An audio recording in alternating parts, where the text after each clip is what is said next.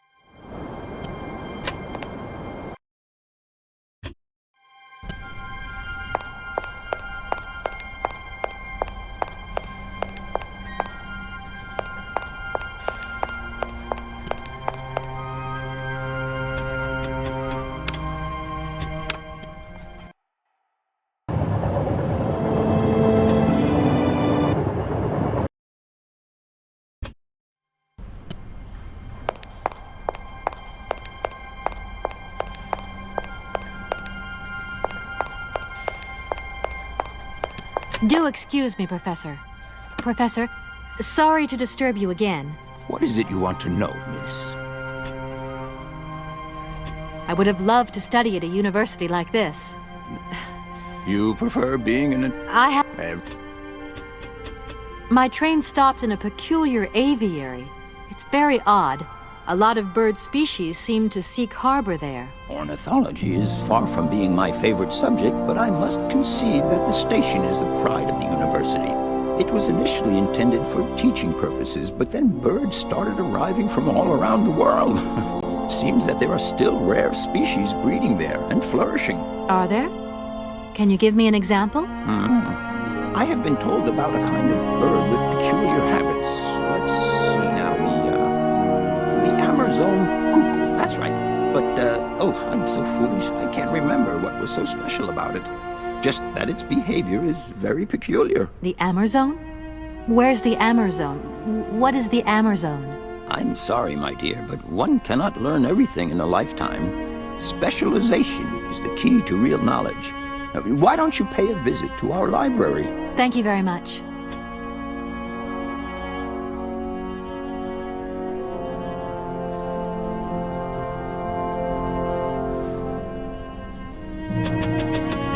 I feel I've lost my way a little here. I could really do with your help. Oh, my dear child, you've chosen your moment. I absolutely must finish off my lecture for this afternoon. It's a lecture about mammoths? Oh, yes and no. More specifically, it is about their migration. Do excuse me, I need to concentrate. To tell you the truth, I'm looking for Mr. Hans Vorarlberg. He's the sole heir of a very unusual factory. My company is in charge of negotiations for the takeover of this factory. At last word, he was living in Syberia. So, as soon as my train is ready, I'll be continuing my journey eastwards. Syberia. Ah, Syberia. But what was it you said again? Said what? You mentioned a name. The person you are looking for. Vorarlberg. Hans Vorarlberg. Do you know him? Hans Vorarlberg. How could I forget him? Such an extraordinary fellow. So inventive. We shared a passion for mammoths, you know, and we bonded over this passion. Without it, I confess, I would have had little to do with an odd, ageless retard like Hans. At the time, we were both students. Well, sort of. Put it this way. Hans had special permission to attend paleontology lectures. You see, he didn't really have the necessary qualifications. In exchange, Hans did a few odd jobs around the university. Your Hans Vorarlberg sounds uncannily like the one I'm looking for. I'm not sure, my dear. Hans was above all questions of money and business. Just to imagine him running a factory, perish the thought. Can you tell me a little bit more about him? He was always a mystery to me. He never said very much, never quite seemed to grasp what you said to him. He expressed himself instead through his incredible mechanical contraptions. His inventions, I admit, have been much appreciated by the university. The few times we really did talk, it was about his strange interest for mammoths and a doll. Some sort of doll that obsessed him. A doll, you say? Yes, he kept talking about it. One day he described it to me. A sort of children's toy. A miniature mammoth mounted by a mout. It appears he found it in a cave not far from his home. The event all sounds very dramatic. His account was slightly confused, but it awoke a great interest in me. What do you mean? To my knowledge, there was only one tribe who made figurines featuring a mout, and that tribe is the Yukols. They live in the farthest reaches of Syberia, and for them, the dolls constituted a sacred object, illustrating one of their central legends. How such a doll made the journey from the frozen Siberian north to a cave in the French Alps is a mystery to me. Even today, it is beyond my comprehension. Have you considered that Hans Vorarlberg was maybe making it up? You said yourself he didn't seem to have all his mental facilities intact. No, that's impossible. Hans couldn't invent a story like that. The doll is a sacred part of the Syberia legend. He described it to me in exact detail. Syberia itself is a chimera that paleontologists of the world are very fond of pursuing. Please do excuse my persistence, Professor, but did Hans Vorarlberg ever talk about his childhood? About Valadilene and his sister, Anna? No, not that I recall. Pity. When I think of Hans, I'm always reminded of a mysterious mammoth doll he would talk about so often. A small effigy of a mammoth made of hide and mounted with its own miniature mouth. How come he was so lucky? Why have I not seen this? If I were to say Forest Sauvignon to you, what would you say? Oh, let's see. Sauvignon. Sauvignon? I would say it's some kind of tropical shrub, don't you think? We are talking about the same plant, then. It is a very rare shrub with small, juicy fruits. I found a book about the Amazon, and it says that there are even Sauvignon plants growing right here in Barrackstadt. You wouldn't know where, would you? Amazon Sauvignon plants here? No. No, I don't think there are any. Highly implausible. But, you should ask the station master. He is keeper of the greenhouse at our university, so he could tell you more than me. Oh, thanks very much. Professor, I have brought you something that should be of interest to you. Look. What have you got there, then? Let's see. An effigy of a mammoth. But this is Hans' doll, is it not? Yes, of course it is. How on earth did you... Oh, my God. It's in my hands. It exists. It really exists. Please do excuse me. I'm deeply, deeply moved. You see? Your Hans and my Vorarlberg heir are one and the same. This is incredible. After all these years, how can I ever thank you, my dear? Oh, I must waste no time. I'm off to my laboratory. I must study this carefully. May I borrow your treasure a moment? Well, actually, Don't worry, miss. I will take the greatest care of it. But I need to study it. You see, it has such importance to me that this very afternoon I shall deliver an impromptu lecture to my students about this very object. If you are interested in Hans Vorarlberg, then it is essential that you attend. do you think so? Obviously. Give me your telephone number and I will call you the moment my lecture begins. I will return you your doll at the end. You have my word. In that case, see you later.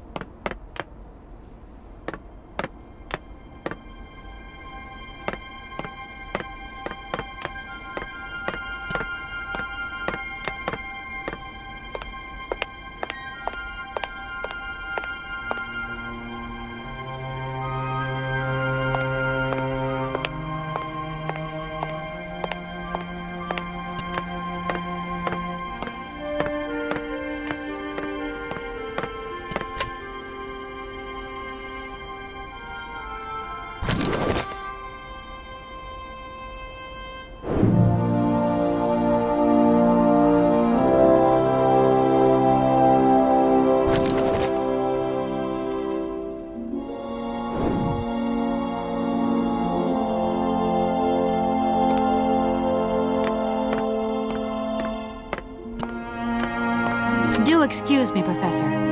Professor, sorry to disturb you again. What is it you want to know, miss? I would have loved to study at a university like this. No age is too old to start learning, my dear. Maybe, but you know, the eternal student and all. You prefer being an eternal lawyer? I have more important things to deal with. Live problems, not things that died millions of years ago. Everyone has their own priorities, my child.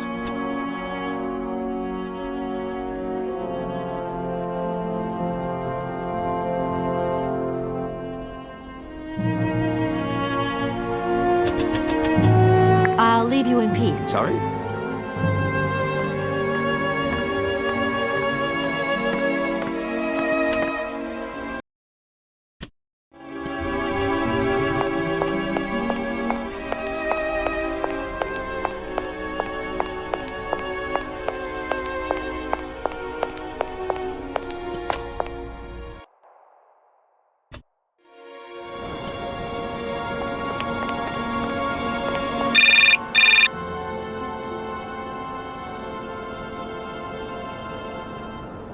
Hello? So, you got him then, this air? Ah, it's you, Mr. Marson. Good day, and how are you, sir? I'll feel a whole lot better when this whole business is over and the sales contract is signed. Where the hell are you? I'm in Barkstadt. Bollocks, what? What in God's name are you doing there? It's a magnificent university town. It would appear Hans Vorarlberg once passed by here several years ago. So if he isn't there anymore, then there's no point hanging around. I hear what you're saying, sir, but I have good reason to believe that Hans Vorarlberg is still alive. For the time being, I'm trying to gather extra information from people who have known him. What's your next destination? I'm not exactly sure yet. Doesn't sound like you know too much, Kate. I just need a bit of time, Mr. Marson. Yeah, well, time is what you ain't got. Keep me posted.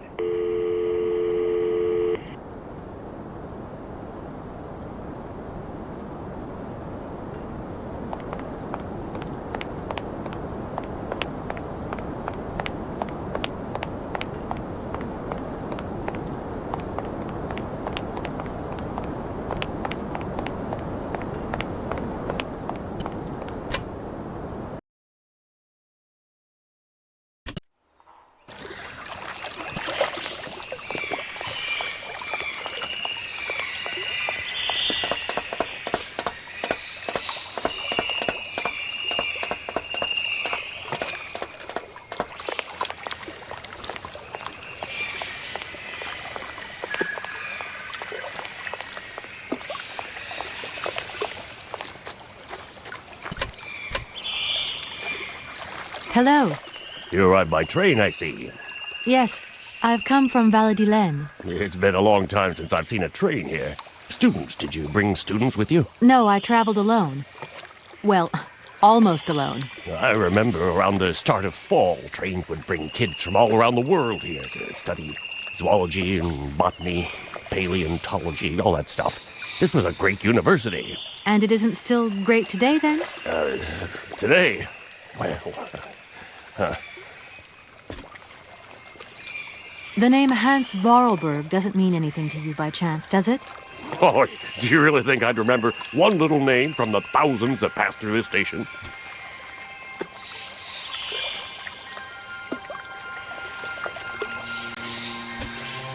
I feel like I've lost my way a little here. I could really do with your help. Hey, anything I can do, miss, you just let me know.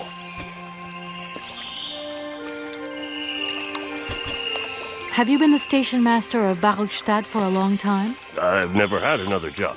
Now, you tell me, are you in charge of this train? No, I mean, I'm not sure. So what's your thing here? You come here to do some bookworming over at the university? Well, sort of. I'm always looking for new information. Well, you don't seem to know a lot. And about that train, it's gonna get in the way if you leave it there, that's for sure. In fact, I'm a lawyer and I'm conducting a pretty unusual investigation.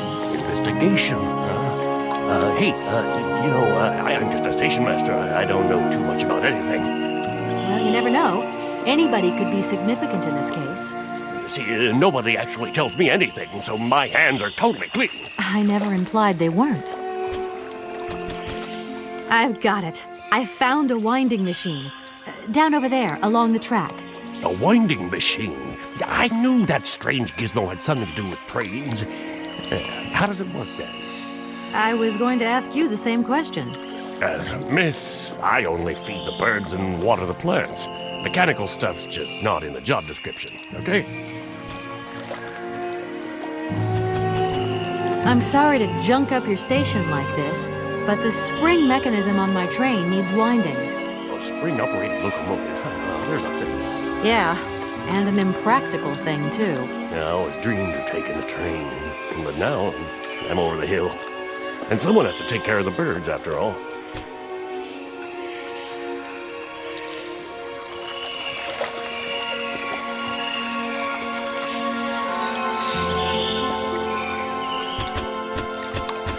All these birds in a station.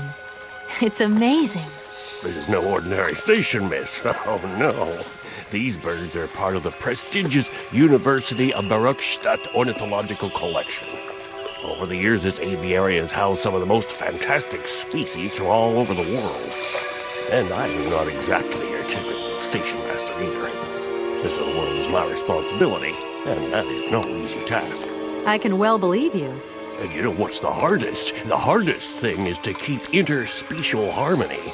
And one day some explorer introduced a couple of cuckoos from the Amazon. Whoa! It wasn't a good idea? A nightmare. You know, cuckoos lay their eggs in the nests of other species, right? Now, what's more, they also push the host's eggs out of the nest so that they receive all the mother's attention, right? Accursed cuckoos. Nightmare. I see what you mean. That's one tricky bird. And there was nothing you could do to stop it? The faculty declared the bird a protected species. If it wasn't for our mechanical eagle, we were sitting on a major ornithological catastrophe. You have an automaton here? A wonder of technology. It's an eagle that's mounted on rails in the air. It passes through and it swoops down to collect parasite eggs. But heck, the dang eagle's been out of order for several years. Impossible to collect the eggs myself. Why not? I can't climb up the gangway. I fell off it several months back, and I still have a pain in my spine. Not to mention the vertigo I've been getting. I only have to look up in the air. Whoa. You poor soul. That must be very hard. Worst thing is, cuckoo eggs piling up in the nests. Soon the rectors are gonna notice. There's trouble in store, big trouble. Oh, I'm worried. Yep, worried. Where might I find some forest Sauvignon plants, please? No place round here, that's for sure. I don't know what you're talking about. That stuff's from the Amazon. You know, for someone who knows nothing about the plant, you seem pretty well informed about which mysterious faraway country it comes from. Oh, Amazon, Peru, Papua New Guinea, it's all the same to me. Gotta go. Gotta work. Wait, don't go.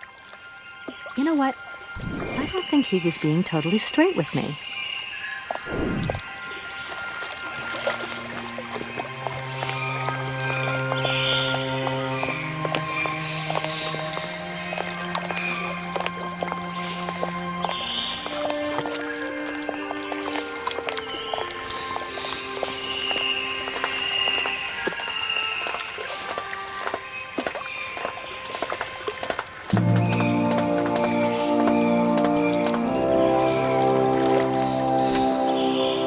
Excuse me, Station Master, but I need you again.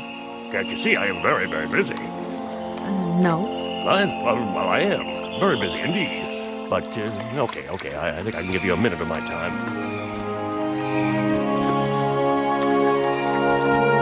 I want to know where the Baruchstadt Sauvignon plants grow. But I already told you, I don't know what you're talking about.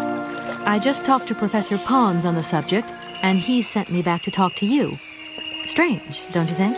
The professor told you to come and see me about Sauvignon berries, but you can't do that. I mean, I don't know anything about them. All your questions, get on my nerves, and please leave me alone. As you wish, but I really do have the impression you're hiding something from me.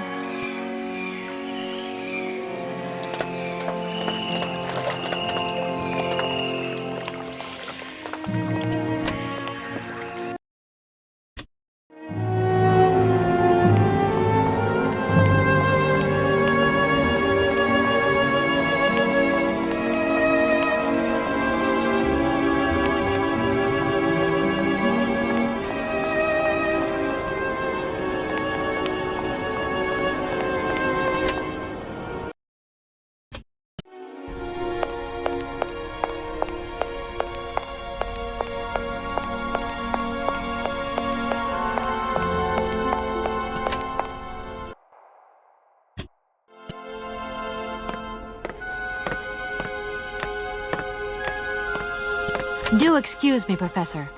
Professor, sorry to disturb you again. What is it you want to know, miss? You wouldn't know where the forest Sauvignon plants are kept in Barkstadt, would you? Why do you think there are Sauvignon plants here? I read about it in a book at the library. Try going to see the station master. If such a shrub exists, he will have a better idea than anyone. It's actually he who sent me to you. I thought it a little strange, but he definitely said ask the paleontologist. You're the only one here, aren't you? Yes, yes indeed. What a strange way to behave. Well, I think he must have made a mistake, that's all. Nobody tells me anything here. Maybe you should ask the rectors. After all, they are in charge of the university. All right, thanks. I'll leave you in peace. Sorry?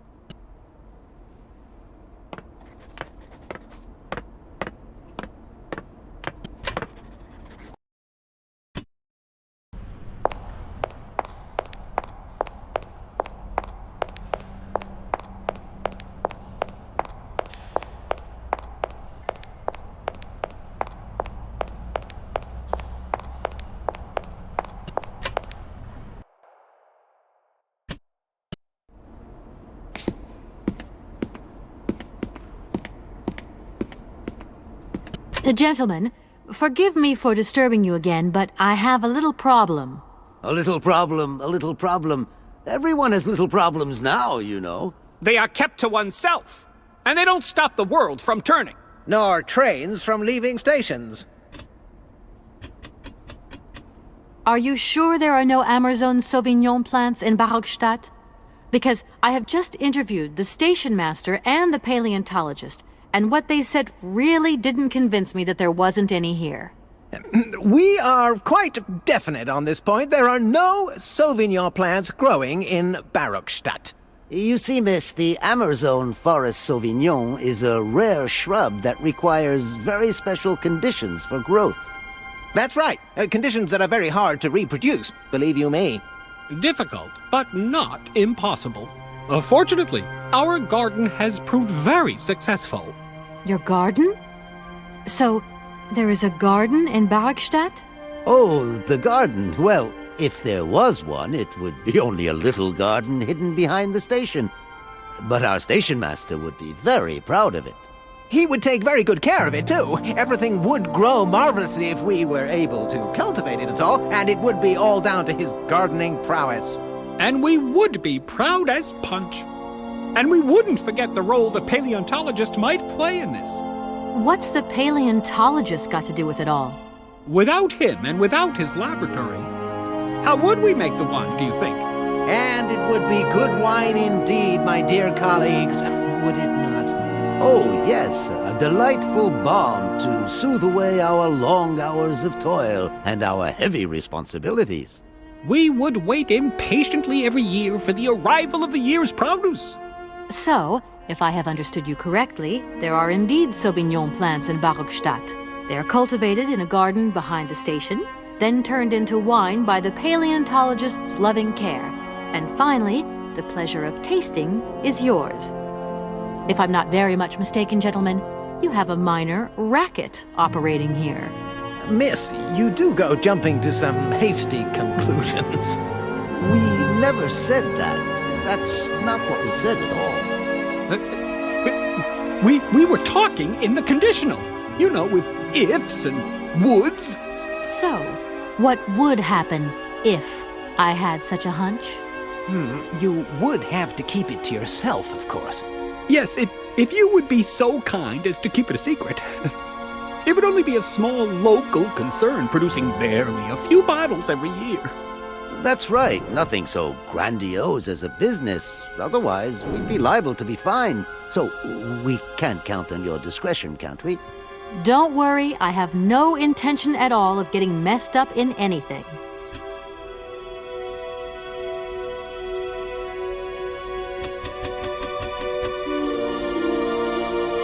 Here we are, busy chat. All right. Thank you. And thank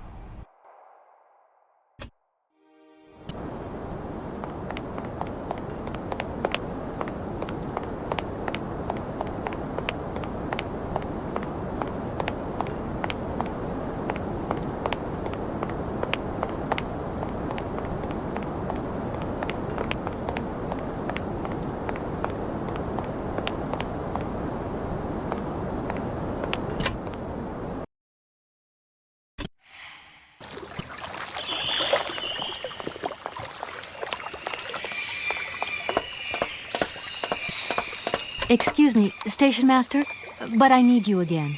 Can't you see I am very, very busy? No. Well, I am. Very busy indeed. But, okay, I think I'm... You have been playing with me, haven't you? You knew very well there were forest Sauvignon berries in the station garden. No, not at all. I've never seen your Sauvignon things. You don't have to lie to me. I know all about it. You and the rectors are in cahoots, and the professor's lab has been turned into a distillery. You've all got a nice little smuggling racket on the side. Smuggling racket? Hey, lady, you're going a bit far there. It's just a little on-the-side thing we got going, that's all. It's just for ourselves. Hey, honest. You should be ashamed of yourselves. Aren't you worried about the reputation of this fine university? The authorities should be informed of this. But we haven't done anything wrong. It's not a crime. Can you open the gate to the garden, please? Oh, sure. No problemo. Right away, miss.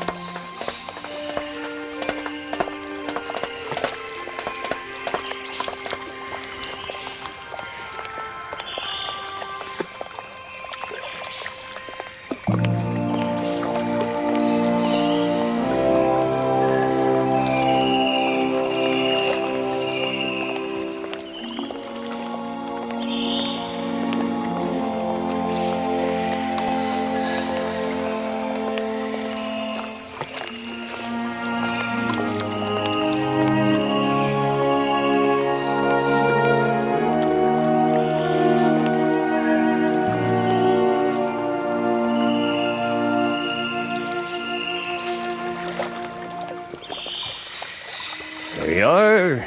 Please feel free to visit the garden at your leisure. And there was just one thing. I'm not a liar. Not really. Just mum's the word. There is the reputation of the university to think about. And I have superiors, and I have to do what I can. I understand. Don't you worry. Oh, thank you, miss.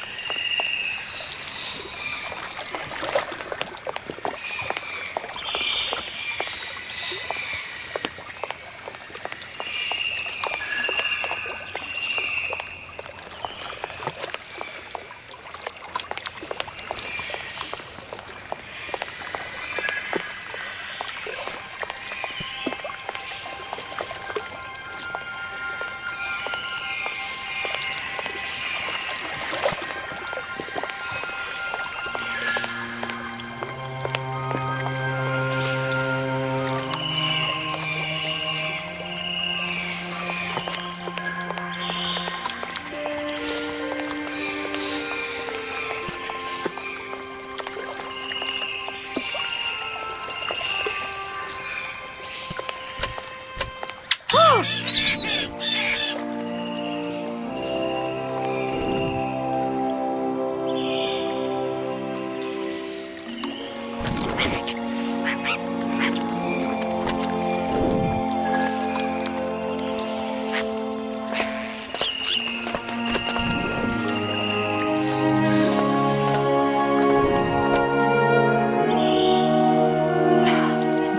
to reach it.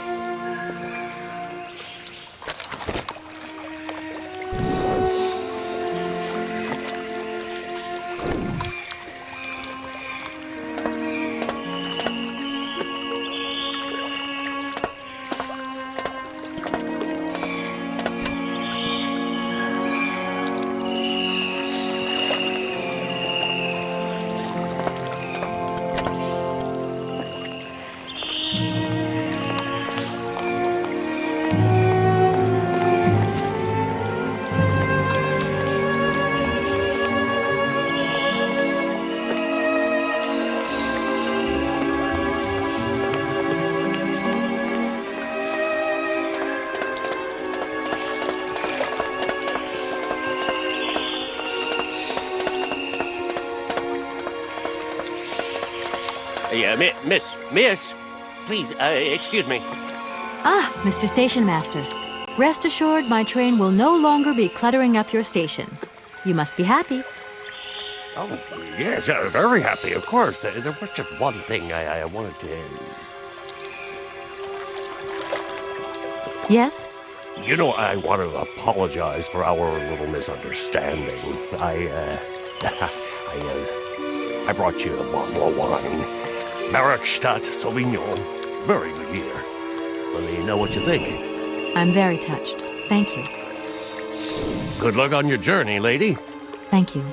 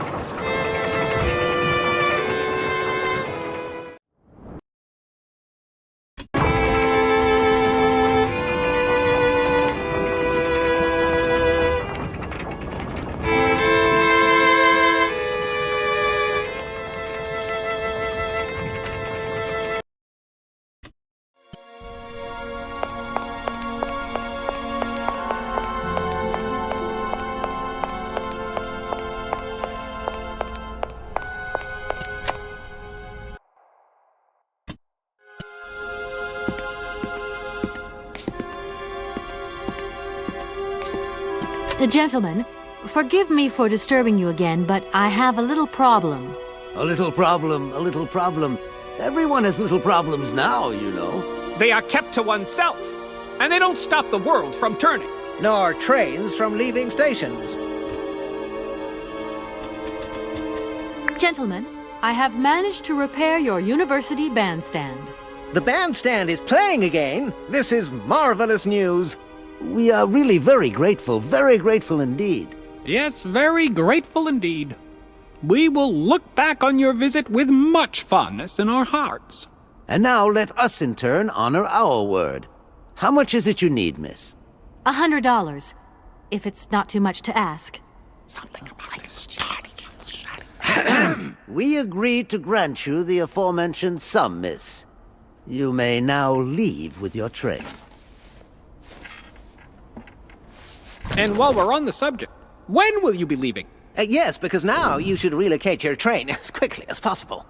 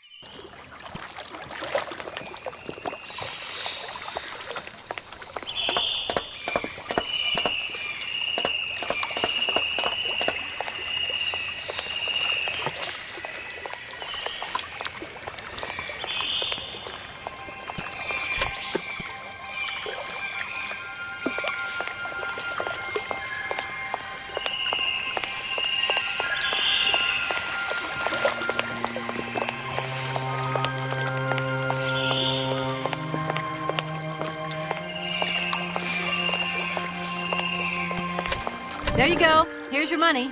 I've checked it. It's all there. Ah, thank you. Not difficult get dollar. See? You are a real businesswoman. I'm not the only one around here. We pleased to do deal with you. Now, you open lock or we no help you. Why didn't you manage to open them? After all, you don't have to be a genius. Ma vorbat pensiroso esto, di kleine madam. No se sei mar alles non comprendo, en allora kaput en andere bordel. Zils war on bum telefonieren, kaput. My husband say instructions complicated. No understand manual. My husband angry. Very angry. Oh, now telephone broke. Kaput. Now that is annoying. What are you gonna do next?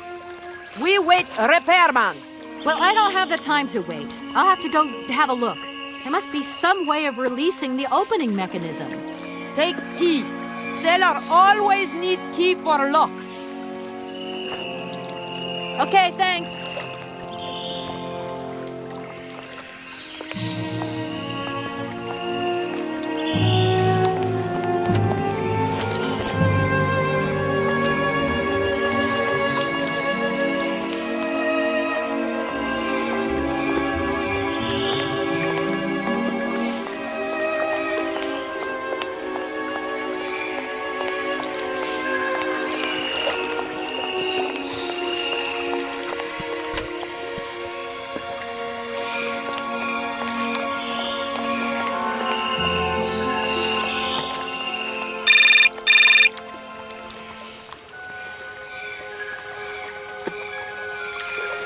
Hello? Kay, how's my little baby girl? I was thinking about you only yesterday because I saw this fantastic fur coat. You are wrapping up warm, aren't you? I mean, people in foreign countries never know how to dress properly for the weather. Mom, it's so sweet of you to worry, but I'm fine, really. The trip's a breeze, no worries. I mean, there's... Well, when are you coming back? Frank is dying to meet you. Frank? Oh, yeah, your singer. You two seeing each other then? Oh, you'll never guess the surprise he gave me yesterday. No, I suppose I won't. Frank invited me to a big charity show organized by, someone or another. Anyway, they got him singing a couple of old numbers from his repertoire, and in the end, he asked me to go up on stage with him. Can you imagine me, your mother, on stage in front of thousands of people? Wow, I would have loved to have been there. Not too emotional, I hope. Oh, too emotional by far, especially as I hadn't even been to the hairdresser. Well, I didn't even have the proper dress on. But Frank promised me he'd see to that next time. Oh, he's such a cutie, and he's got the sweetest little...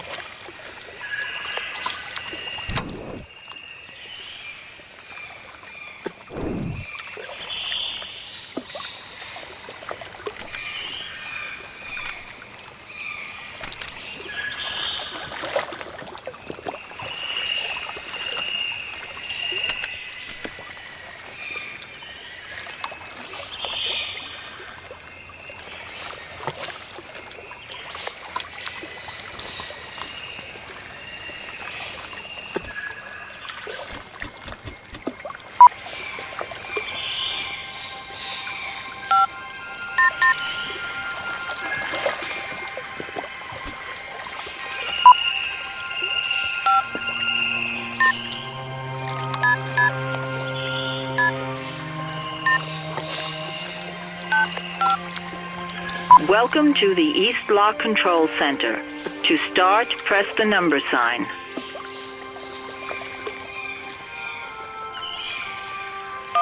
Welcome to the... Your combination... If you are using the Haltenberg lock, press 1. If you are using the Morloff lock, press 2. If you are using the Koningpass lock, press 3. If you are using the Barakstadt lock, press 4. To return to the last command, press the number sign.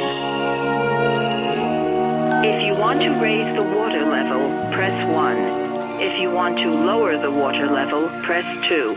To return to the last command, press the number sign.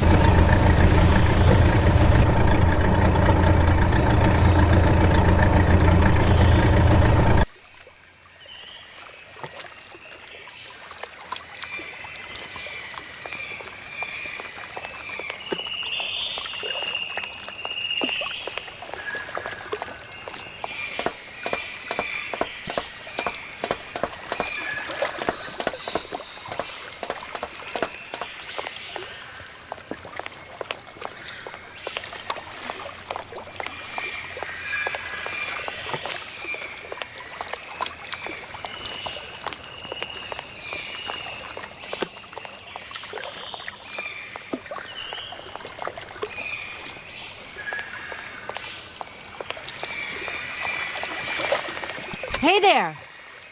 On the boat! Da, barge on other side. You still need us? It must be really neat to travel by river. Oh, slick the boot. Excuse my... Sure? What do we do now to tie my train to the barge? Mademoiselle Takatak, loco coco mitchen. What did your husband say? You attach chain to train and chain put train with barge. Hop, catch it, sir.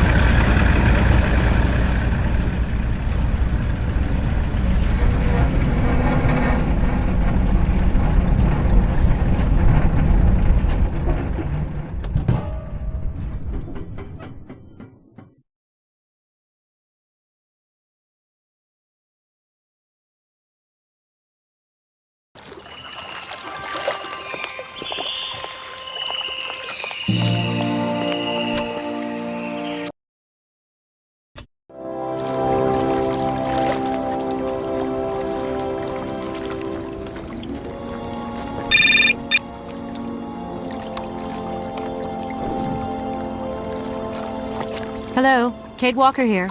Miss Walker, this is Professor Potts. I'm about to start my lecture on the Yukos in a few moments. Please make haste to come. Okay, I'll give it my best. Excellent. We'll be in the main lecture hall. See you soon.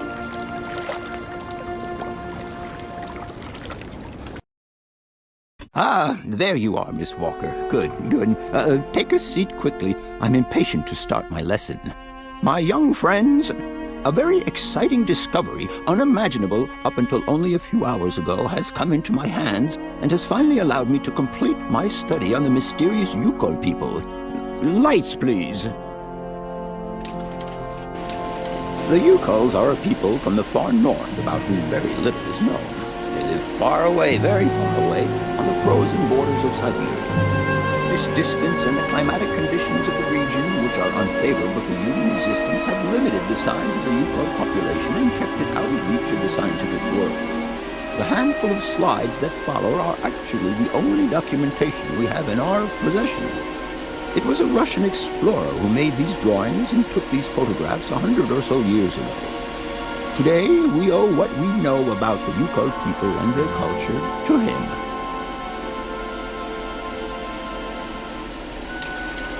We know that the origins of the Yukols date back to the last ice age. And curiously, evidence of their presence has been found in Western Europe, and more precisely in the prehistoric caves at the heart of the Alps. This people, it seems, undertook a long migration over centuries towards the far north of the globe. The reasons for this migration are due to the importance of the mammoth in their craft, trade, and culture. They used them for transportation and as beasts of burden. The mammoth brought them meat, skins, fat, and ivory. Man and animal lived in symbiosis. There's no doubt about it. Mammoths started to drift away from the region due to changing climatic conditions, and the Yukols followed them to the north, to the edges of Syberia. Prehistoric cave drawings, identified as Yukol in origin, first led me to the extraordinary hypothesis that the Yukols had managed to domesticate the mammoth. They are, to the best of our knowledge, the only prehistoric people to represent a man riding a mammoth. Today, because of this genuine mammoth skin effigy, identified by myself as an authentic Neolithic object, I can confirm this hypothesis. Yukol forebears managed to tame mammoths. Prehistoric man uses little imagination. He draws what he sees and represents scenes from real life. This familiar day-to-day object is actually a children's toy. As we have seen, Yukol existence was inextricably linked to that of the mammoth. They used its skin for clothing and to make the roofs and walls of their houses. They used the tusks to build the frameworks of their homes, as well as weapons, tools, and jewelry. Curiously, the disappearance of the mammoth 12,000 years ago had no immediate effect on the Yukol's way of life. It seemed that for a long time after, the people maintained their strong bond with the mammoth through the centuries. As incredible as it may seem, the Yukol people have continued right up until the start of this century to feed themselves on mammoth meat and to use the skin for clothing and shelter. Their ivory craftwork industry is still flourishing. It would appear that to preserve ancestral customs, the Yukols learned how to exploit through the centuries the large number of frozen mammoth carcasses that were perfectly preserved in the ice of the Siberian tundra. They have been able to live mainly off this enormous freezer stock for almost 30 centuries. As plausible as this explanation may seem, it seems it is not enough for the scientific community who, I will confess, is greatly perplexed by the question. In the absence of acceptable scientific evidence, we have to make do with Yukol shaman artifacts.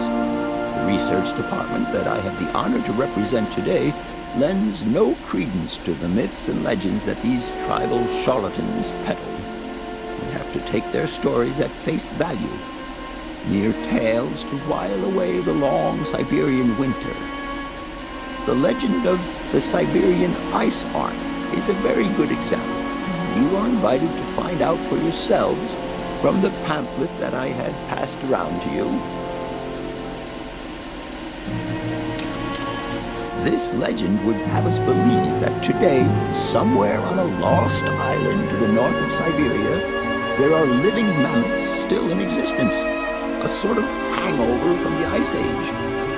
This small herd has been miraculously preserved for more than 120 centuries by the Yukol's tender care. And the island on which the pachyderms are said to live is called Syberia. My friends, I advise you to resist the temptation you may have to believe in this pish and tish. The island of Syberia is not charted on any map, and the idea that mammoths have survived to the 21st century is an idle scientist's pipe dream.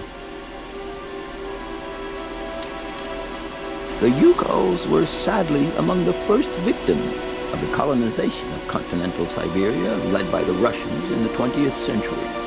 The kolkhoz and sovkhoz systems, as well as the exploitation, disdain, and humiliation people had to suffer, marked a definitive break in the Yukol's traditional lifestyle. Since the collapse of the communist regime, the Yukol population finds itself confronted with the same political and social upheavals that other Siberian communities are experiencing. There are two consequences to arise from this. Some Yukols have lost their tribal identity and have integrated into the Russian population. Others, however, have sought long and hard to re-establish links with their ancestral culture that was lost under the Soviet regime. Now, at the start of the 21st century, the last true surviving Yukols have gone to live on the vast territories of their ancestors. Nobody knows today where they live or how they survive. Their very existence would be a matter for speculation if they did not turn up periodically at the tundra's most isolated fur trading posts to exchange mammoth tusks for essential items. There ends my lecture for today. Thank you for being among us today, Miss Walker. Please make your way to the laboratory where you will find your mammoth doll. There are also photocopies of my lectures should you so require them.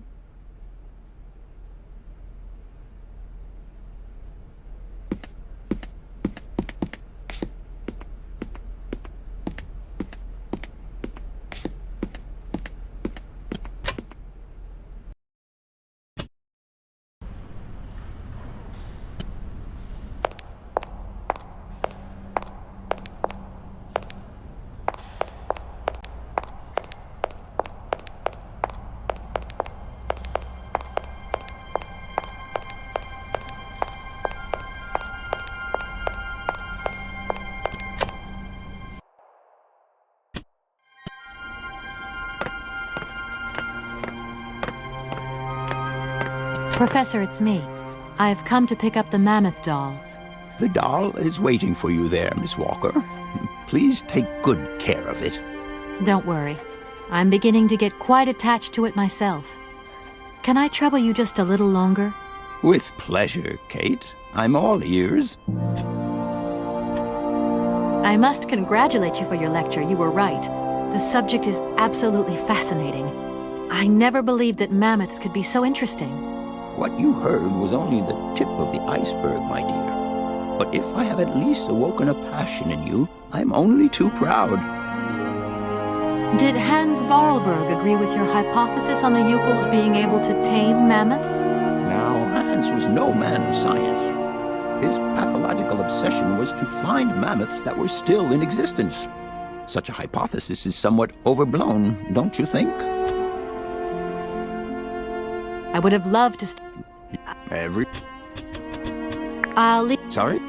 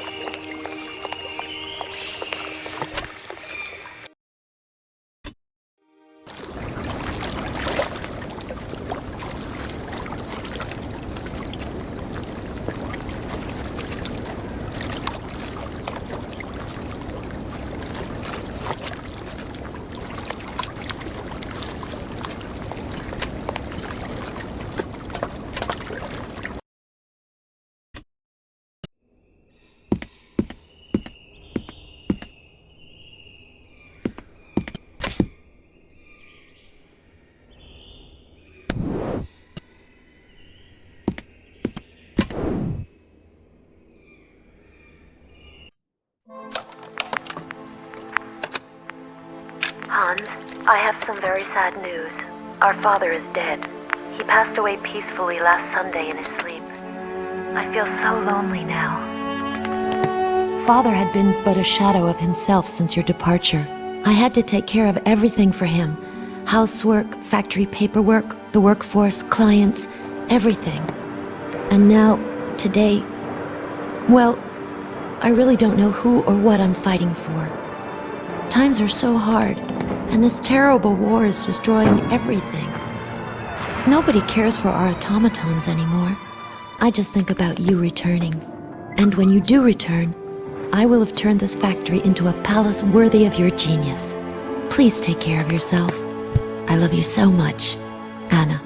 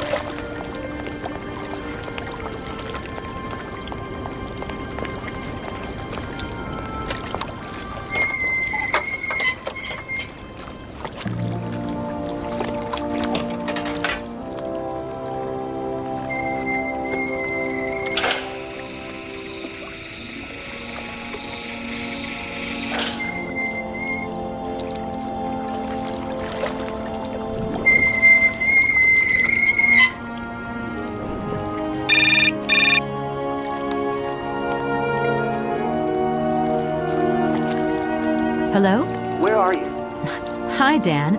I'm in Barrickstadt. Bollock, what? Is that a town? I hope the man you're looking for lives there. Are you coming home soon? From what I gather, it's one huge university with an extraordinary station, aviary. If you could only see it, there are trees and birds everywhere. It's so weird here. Sounds like a great place for a bit of sightseeing. So, are you coming back soon? I don't think so.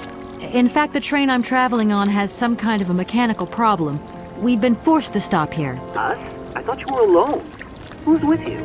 Oscar, the train engineer. You're messing around with mechanics now, are you? Don't be so stupid, Dan, please. Oscar's an automaton created by Mr. Varlberg, the man I'm looking for. And he's not any old robot. He's a sophisticated butler type, if you see what I mean. He's a bit obsessive as well. Kate, I don't know what they're feeding you in Europe, but don't you think it's time that you came home? But my mission still isn't finished. To hell with your mission. I don't know why you accepted it in the first place. If you just stuck to the middle of the road, then we wouldn't be in this mess. We? If there's any mess, it's me who's in it. And while I'm trying to come to grips with strange towns, you, my darling, are sitting at home on your butt.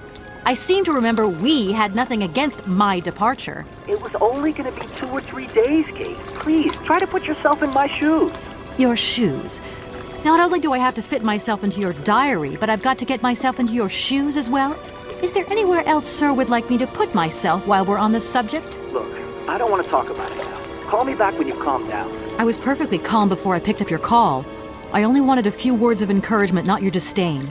Was that too much to ask? You can be such a selfish... Takes one to know one, sweetheart.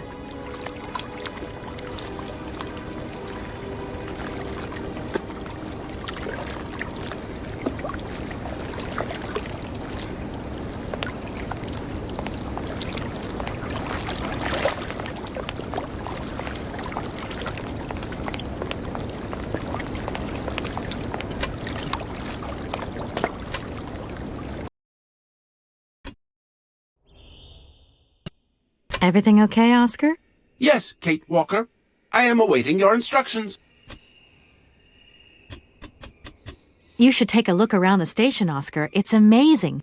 Greenhouses that are all lit up, exotic trees, and thousands of birds of all different colors. I am obliged to avoid exposing my wheelwork to corrosive bird excreta.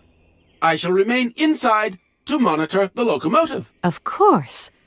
Well, too bad for you. Oscar, if you tell me one more time something's missing, I'll... Everything is ready. Take your seat, Kate Walker. We are leaving. I'll... Okay...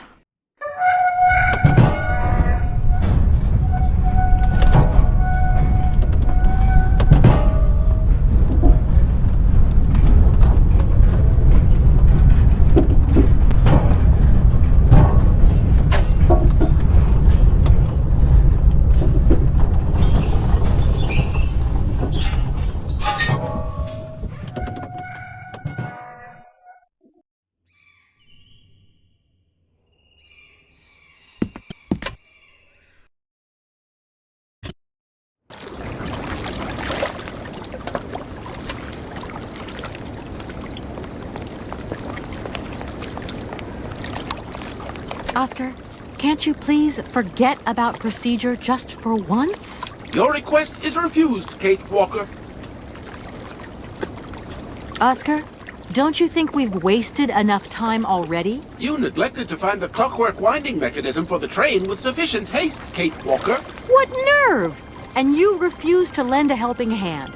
Help that could have been invaluable to me. I agree, Kate Walker. If you weren't so obsessed by procedure, we wouldn't have had a hitch. I am not entirely convinced, Kate Walker. Oscar, please, let's get in the train and leave, can we? Yes, Kate Walker. Give me the visa.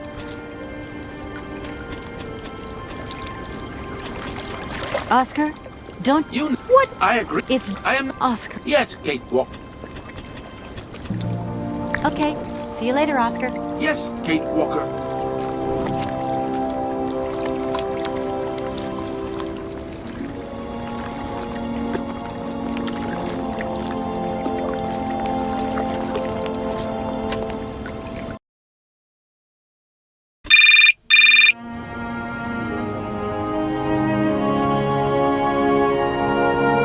Hello? Kate! Oh, is that you? What's going on? Well, I finally got the mechanical train wound, and I hope it's going to take me to Hans Vorarlberg. I had to sort things out with a couple of weirdo sailors, and they probably ripped me off. But now I'm blocked behind this massive wall. You should see it, it's huge! I'm not talking about that. I want to know what's going on with Dan. What do you mean? I bumped into him at Maggie's do, and he said you'd argued. That's a bit over the top. Things got a bit heated the last time we called, that's all. No need to go overboard. I don't mean to be Miss Melodramatic, but he didn't seem in such great shape. He had his down-in-the-dumps head on. Like Dan has a down-in-the-dumps head. Well, yeah, when that shock of hair flops over his forehead, and his eyes mist up, and his eyebrows kind of crease together. I'd never noticed. Maybe I did go a bit too far, but he's got such a goody two-shoes image of me that sometimes I just lose it. And this case is taking up a lot of headspace. I was just looking for a bit of compassion. Well, you sure got mine. So, what's going down? Like I said before, I'm kind of getting somewhere, but it's slow. This Hans Vorarlberg guy is getting more and more fascinating by the day. Okay, well, anyway, it doesn't sound like you're bored. Not like back here in the office. Every day is boredom day. Just no fun without you. When are you coming back? Shouldn't be long, I hope. Look, I've got to go. See you soon. Well, call us again real soon. And be easier on Dan next time, huh? I'll try.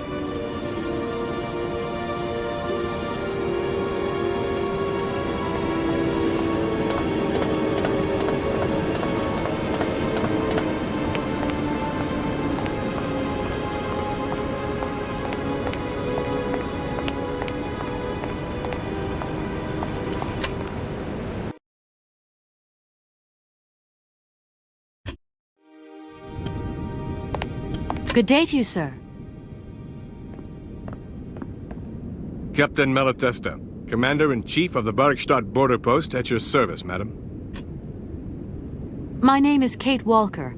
I've been assigned by my company to find a man who was supposed to be living in Syberia. What a peculiar mission. Taking so many risks for such a futile goal. Captain, to my mind, the military zeal with which you insist on guarding this meaningless wall strikes me as equally futile. I should be offended by your words, miss. But I forgive you, because you are young and unaware of the very real dangers lurking in store for us. Is the person who takes care of the gate anywhere around? There is no person who takes care of the gate. Believe you me, ma'am.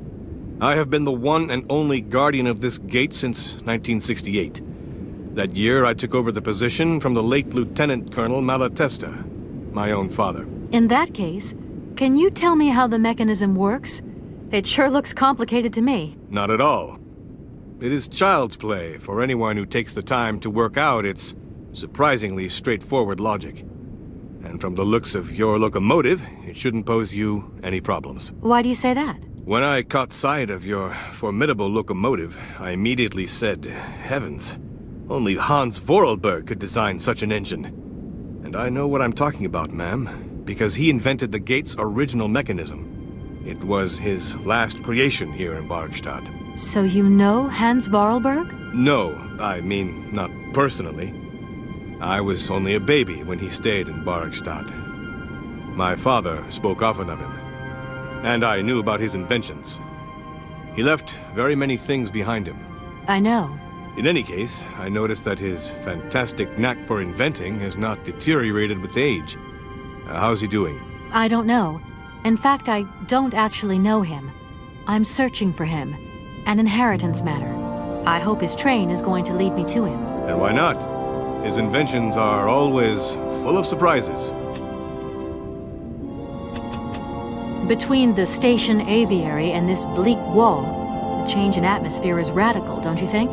It's been a long time since I've been at liberty to judge, miss. My duties forbid me from abandoning my post. You claim that Hans invented the gate mechanism? Affirmative, miss. He has such fine talent, don't you think? And from what I see of your train, his know-how hasn't diminished with time. The most remarkable thing has got to be his automaton engineer. A marvel of mechanical engineering. And a personality that is larger than life. If I had known the man, I would have asked him to create me a unit of automaton sentries. I need a visa to cross the wall and to continue my journey to the east. They told me that you are the only person in a position to issue such a visa. Indeed. This responsibility is part of my duties. However, I am not currently issuing visas because nobody must venture beyond the wall. And why not? It's far too dangerous, in particular for a lady of your standing who is traveling unescorted. Dangerous? What exactly do you mean, Captain? The enemy, miss. The enemy. I've been observing them for several years through my telescope. There's one particular horseman stationed yonder. He's a scout from the invading enemy army, and he's been spying on us. So I have to be extremely vigilant. He knows that I know he's there, you understand? And as long as I keep my eye on him, he won't dare try anything. Are you sure? Please, take a look for yourself. Don't mind me if I retire, Captain. Please, madam. My respects.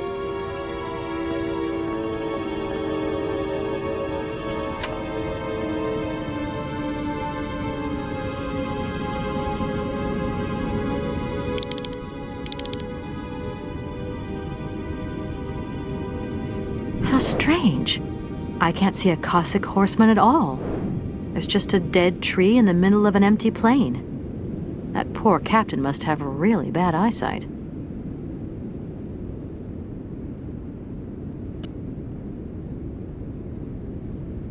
Good day to you, sir. Captain Captain, I can assure you that your enemy horseman is in fact simply a dead tree. A tree? But that's totally ridiculous. I can tell you have never seen a Cossack before in your life. How long has this Cossack been spying on your wall? For a long time. Yes, a very long time. But they could attack at any moment. We simply cannot tell. And he's been in the same position the whole time? Cossacks are soldiers, miss. They're capable of great resistance and persistence in the face of adversity.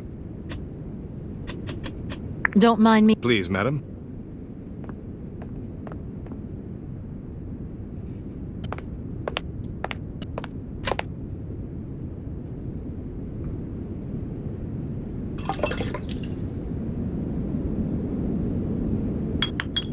Colonel, sir. Captain, miss.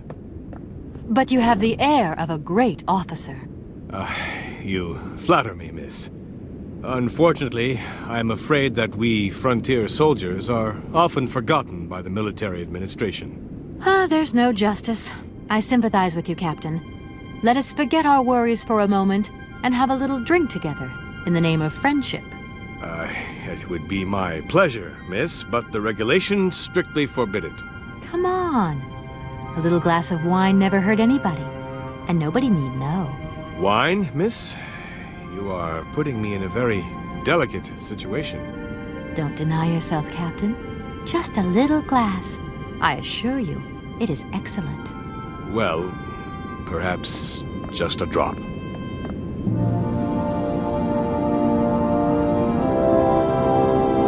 Here's your glass. To your good health, Captain. And to yours, miss.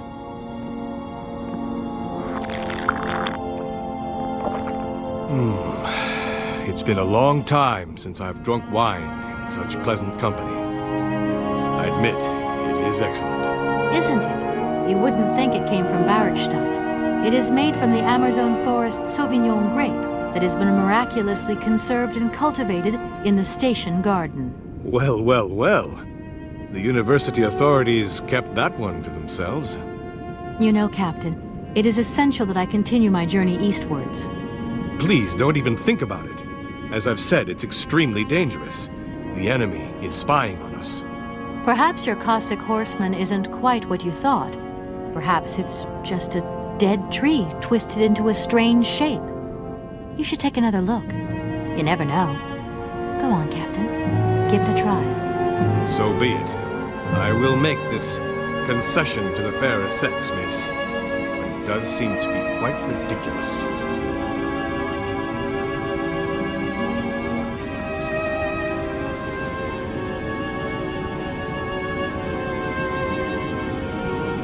incredible. How is this possible? By what strange magic? How could I have been so wrong for so long? The enemy was only a tree. I'm so ashamed. It's not that bad, Captain. It's only human to make mistakes, after all. A tree. Nothing but a dead tree. Pull yourself together, Captain. It's okay. And now I suppose there's nothing stopping you from issuing me a visa? Yes, of course. There is no more danger. All these years. And now the Cossack has gone. There is nothing left to watch. Captain, you should be delighted. From now on, you don't have to stay pinned to your watchtower. Travel can start up again normally. You will be able to resume your regular duties like issuing entrance and exit visas. You are right. I will sign you a visa to cross the wall frontier immediately. 1,000 apologies. Here, miss.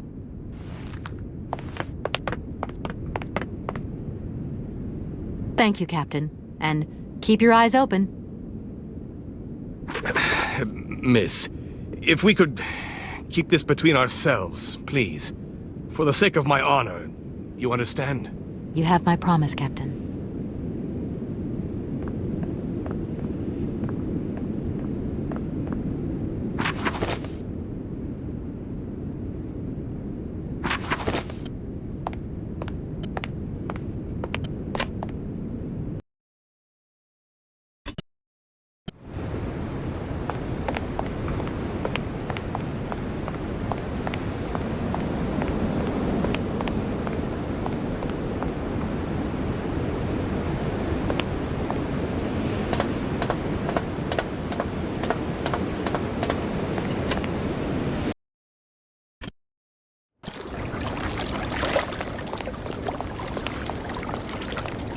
Here is the visa. I hope it's regulation, my dear Oscar. It is regulation. Here is your ticket.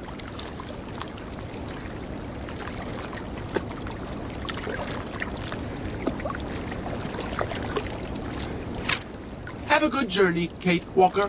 So, can we go now? Indeed. We are already very late, Kate Walker.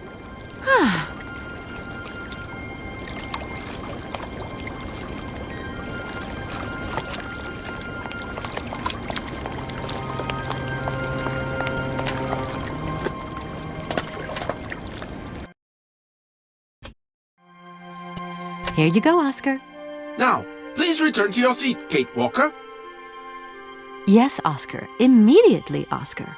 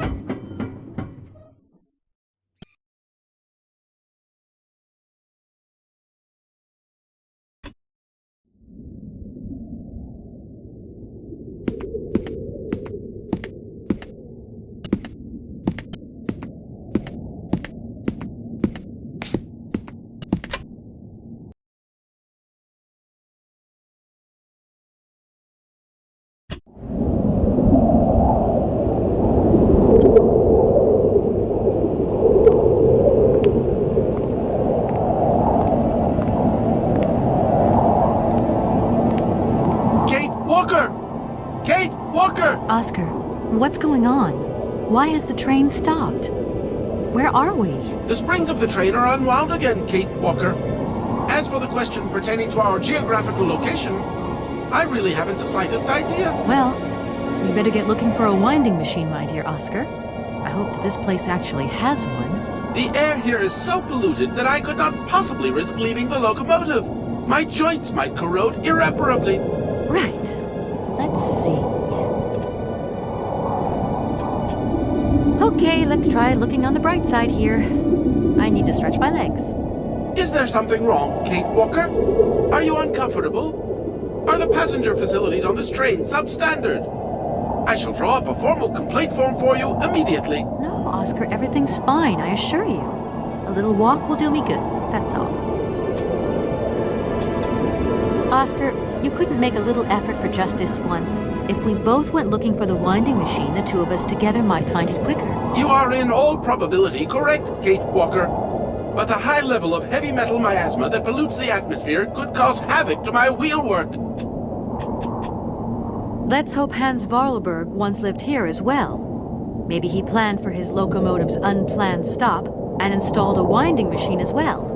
Otherwise, it's not looking great for the rest of the journey. Do not forget that Hans Vorarlberg is a genius in the true sense of the word. But is he a genius with a sense of forward planning? We will find that out when we find the winding machine. My God, Oscar, what would I do without you? We just keep stopping.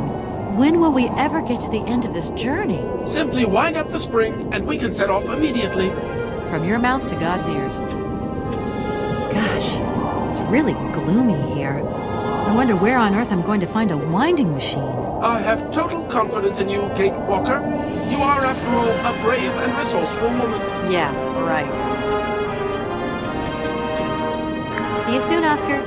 I shall stay right...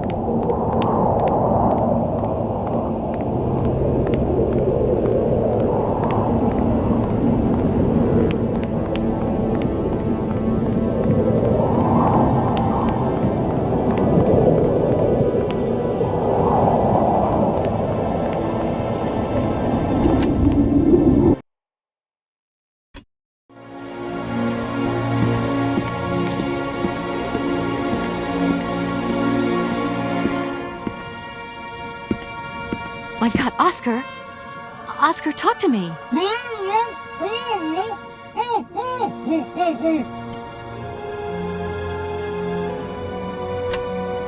Are you okay? Why, it is absolutely inadmissible, intolerable, and indescribable. I have been attacked. What do you mean you've been attacked? My hands! I no longer have them! They have been stolen! My God, you haven't got your hands! But who did this? What's going on here? We can be sure of one thing, Kate Walker. That this heinous crime was committed by a barbarian, a dysfunctional individual whose behavior lacks all finesse. Did you get a look at your attacker? Tell me exactly how it happened. I was standing here polishing up my metalwork. I was just thinking that with all the dust in the air, it would be a good idea to... Oscar! I was very busy, and I suddenly felt two powerful arms grab me from behind and tie me up before I had the chance to defend myself. I wanted to call out, but my attacker gagged me before I could emit the slightest sound. Then he dismantled my hands with a terrifying pair of pliers. It was horrible. I can believe it, my poor Oscar, but did you see him? He was a real barbarian, I tell you. He had bloodshot eyes, steel teeth, and brown scaly skin, and he emitted foul odors. He was a monster, Kate Walker, a real monster, and he had a weapon. Oscar, please calm down. Everything's going to be all right. Right, Oscar? Let's go find this hand bandit.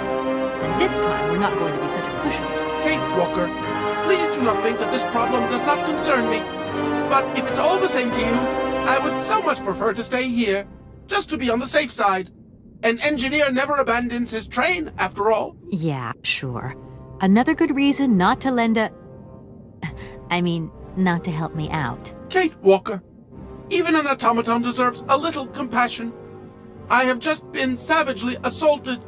Oh, I can feel one of my spasms coming on. I am on the verge of a clockwork breakdown.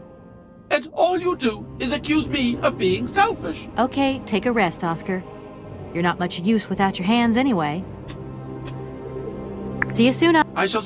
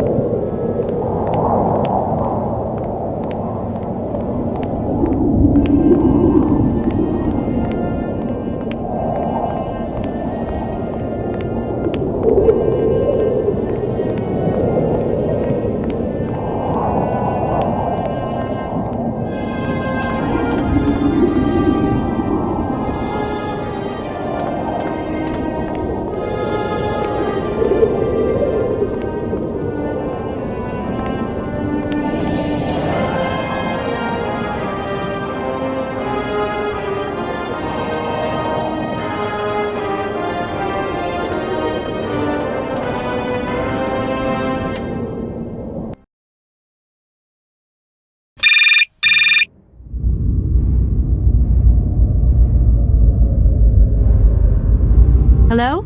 Hello? Kate, it's Dan. Can you hear me? Dan, is that you? I can't hear you so good. Dan? Kate, it's Dan. Can you hear me? Dan, you're breaking up. I'll try and call you when I get out of this mine. Kate! Come on, what's happening? Listen, we've got to talk. Look, the line's just getting worse and worse. I'm hanging up.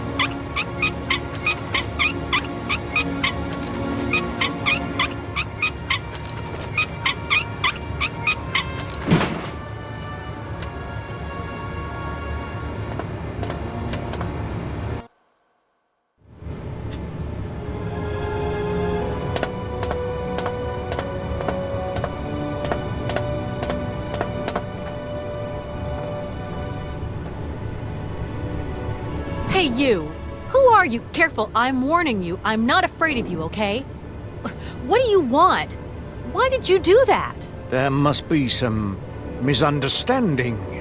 Because you reckon theft is all about misunderstanding, do you?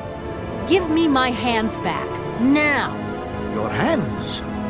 And what are those on the ends of your arms? I can explain everything to you.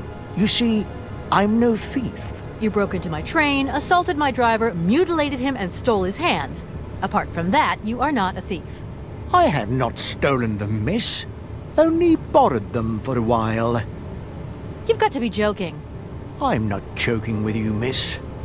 I would never take such liberties. They belong to Oscar, my automaton engineer. Why did you steal them? They are extraordinary. Real mechanical wonders.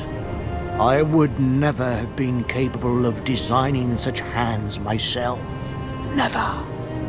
Such workmanship. Such precision crafting. It is incredible. Absolutely incredible. And just because you like them, you decided to steal them? I have only borrowed them, Missy. Temporarily, you understand?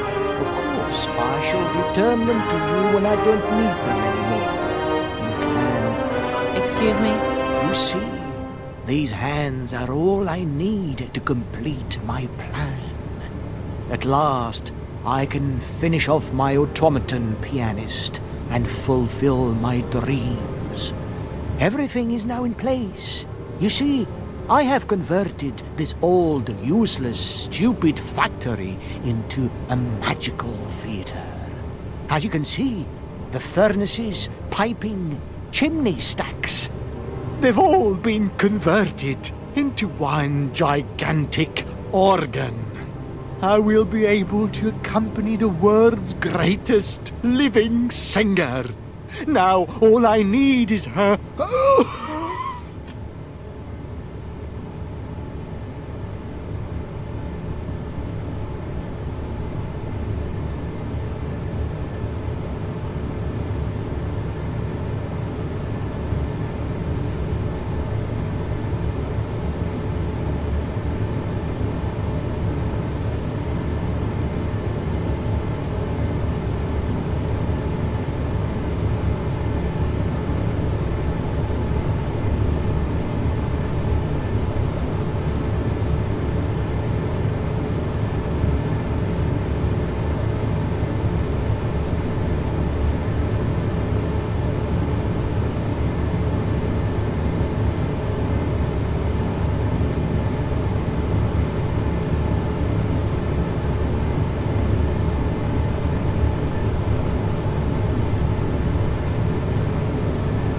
You mentioned an automaton pianist, didn't you? Where did you find it? I pieced it together myself, my dear. Except for the hands, that is. I admit that I underestimated the intricacy of this part of the design. A pianist's hands are very important, after all. But enough. Now he has a perfect set of hands. Your passion amazes me. Have you designed any other automatons here? No. Clockwork mechanisms do not interest me as such.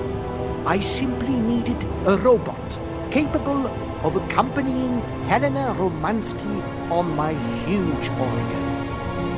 I adapted an existing model, a reject automaton secretary. I reconstructed it and adapted it to this new function. An existing model, you say? Did you ever know Hans Vorarlberg? He was a kind of mechanical genius, like yourself. Hans Vorarlberg? Yes. Or maybe... I don't know. No. Sure, I understand. The number of automatons still functioning in this abandoned complex is amazing, though. My dear, one thing is for sure. For many years, I have been totally alone here. If that man ever came to this city, he left long, long ago. Just who is Helena Romansky, then? My dear, Helena Romansky is a great singer. Highly popular. The greatest singer the communist world has ever known. And I had the privilege of seeing her perform a magnificent recital here in this very place. It was July the 2nd, 1969. I remember when her radiant figure appeared at the door of the train. It was unreal. She held out her hand, and I helped her step lightly down from the carriage. She was like an angel descending from the skies. We managed to get together a theater. Nothing like what I have achieved here today. But she still sang. Her voice was so warm, so uplifting. I remember how tears of joy streaked our black faces, filthy from the mines. I have never heard anything so beautiful in all my life. You tell it like it happened yesterday. It was yesterday, my dear, and it is engraved forever in my memory. Now she can return, and she will see what I have built for her. She will realize that this city has become the perfect jewelry box to hold her precious voice. Well, that's some way to woo a lady. And what if I helped you to make some other hands, just for your automaton? Why should life be complicated when I already have what I need? And I very much doubt you are in any position to create such a perfect pair of hands. things. Who are you? Sergei Borodin, the director of the industrial city of Komkolzgrad. Or what is left of it, at least.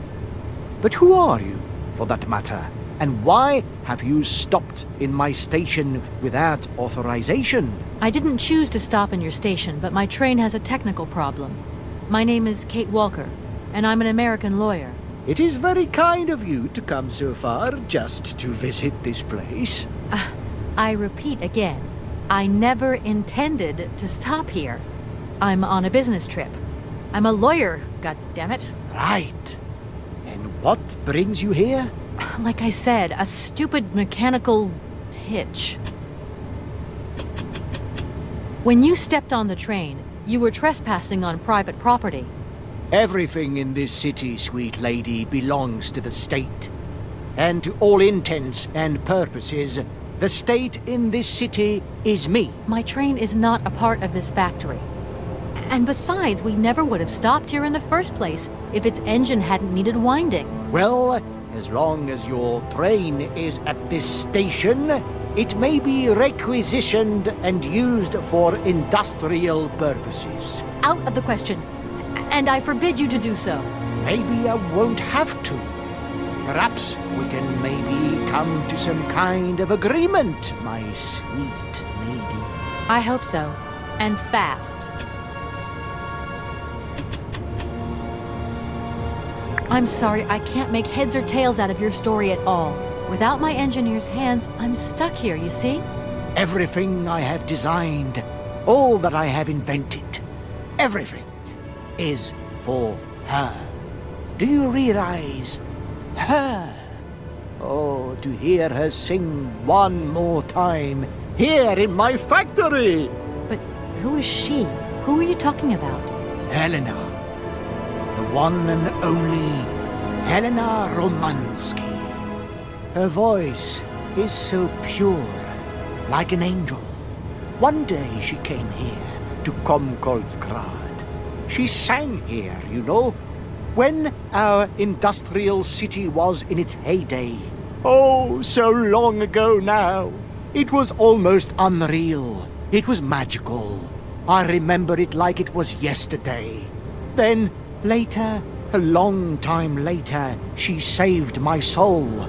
She saved my life and gave it meaning. When I was told that the mining program was to be abandoned, that this industrial city was consigned to oblivion, that I, its director, would from then on be nothing but a guardian of these rusting remains of a bygone age. That is when I first formed my plan, to bring Helena Romansky back to this factory. But this time, she would sing for me, and me alone. And is she okay about this? Sure. Once she finds out that I have done all this for her, when she realizes how I converted this vast network of pipes and tubes to create one of the most impressive organs ever made, then, you know, this was no small achievement, miss. Once molten iron flowed through here. Now there wafts only beautiful melodies. But then I realized I had to make an automaton pianist. I began to despair that I would never create hands that were intricate enough. But then you arrived. So lucky, don't you think? Yeah, that must have been a happy coincidence for someone around here. So, when will this Madame Romansky come back? When do I get my hands back? I don't know. Maybe someone should look for her. Tell her. Hey, why don't you go? The quicker you bring her back, the sooner you can carry on your business trip. Now, isn't that a good idea? And you promise that once Helena has sung, you will give me back my automaton's hands? I promise, my dear. You have my solemn word. Well, I guess I'm going to have to believe you. Where should I go hunting for this singer, then? I have no idea. But for a woman of the world like yourself, finding her should pose no obstacle. Helena Romansky was a world celebrity, you know. I have collected many objects, souvenirs of her that I keep in a room. A shrine to her glory. It's like her own personal museum in a way. You should take a look.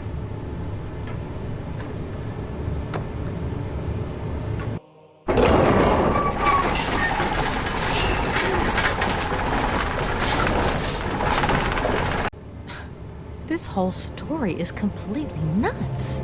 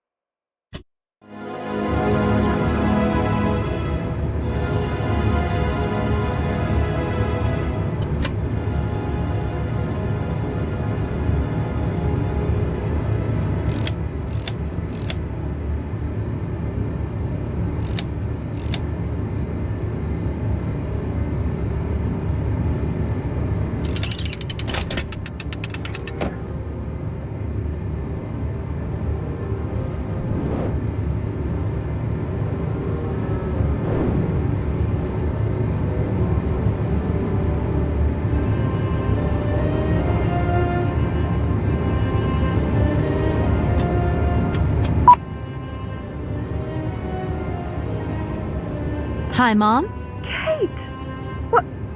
Have you seen the time? Why are you phoning me in the middle of the night? Sorry, Mom. I forgot about the time zones. Did I wake you? Well, of course you woke me up. I was sleeping deeply, too. I've simply got to get my huge sleep. I've got an absolutely crazy day tomorrow. I'm sorry. It's just that it's real important and urgent. I haven't got a lot of time. Well, I really can't wait till tomorrow, Munchkin. Come on, tell your mommy what's up. No way I'm calling Dan for you, if that's what you want. Mom, listen, please. I seem to remember you're seeing a Marovich or something like that at the moment. No. Malkovich, Munchkin. Frank Malkovich. Yeah, right. So, but he's an opera singer, right? That's right. They say he had the finest voice of his time, my dear. Imagine that. That's just great. So then he must have known a famous singer called Helena Romansky. She's Russian, too. Please, if you can ask him if... Listen, honey, if it's stars you're after, Frank knows them all. I'll just wake him up and let him tell you himself. You mean he's... Oh, you do? Oh, Kate, listen, you're still there. Frank tells me he did hang out with a Romansky once, but it was platonic. You know those singers. She's a great soprano. Great! Does he know where she went? Does she still sing? Where does she live? 1 second, Munchkin. You know? Oh. Frank says she was very ill and she withdrew from circulation. Really? Okay. She went to rest in some spa somewhere. He thinks it was called Arrowbad, but it was 15 years ago and he's not sure. And well, honey, when Frank wakes up, he always takes a little bit of time to get going, you know. Thanks a bundle, Mom. And Frank, too. You're both fantastic. Love you both. And thanks again. Catch you later.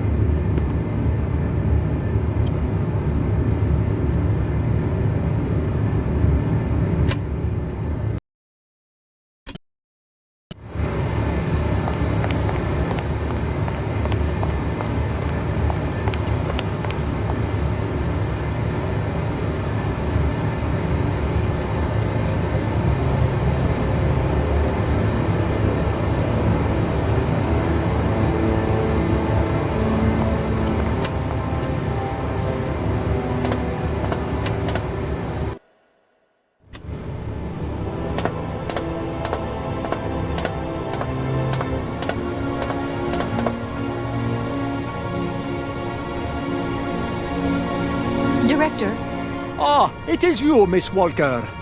Director, I think I know where Helena Romansky is. My God, you have found Helena? That is fantastic. I remember you're saying that you didn't know Hans Vorarlberg. It's strange because there's a photo in your museum with a man accompanied by Helena Romansky and yourself. And that man looks just like Hans Vorarlberg. And so, does this prove that I know him?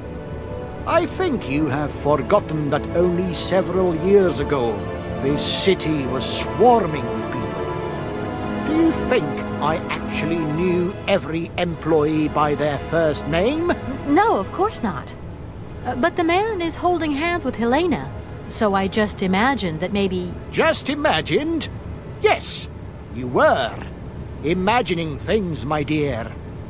You have a mission in hand, Miss Walker. Pray, concentrate on it. You don't think that Madame Romansky could be a little too old or too sick now for such a journey? She is beyond the clutches of time, my dear. That is impossible. Why don't you come with me? After all, you're the person in the best position to convince Helena Romansky. Unfortunately, since my accident, I seldom leave my office if I can avoid it. And it is not wise for a director to leave his city now, is it? What makes you think this lady is going to come back with me? You're a lawyer, are you not? No doubt you will be able to plead my cause brilliantly to me.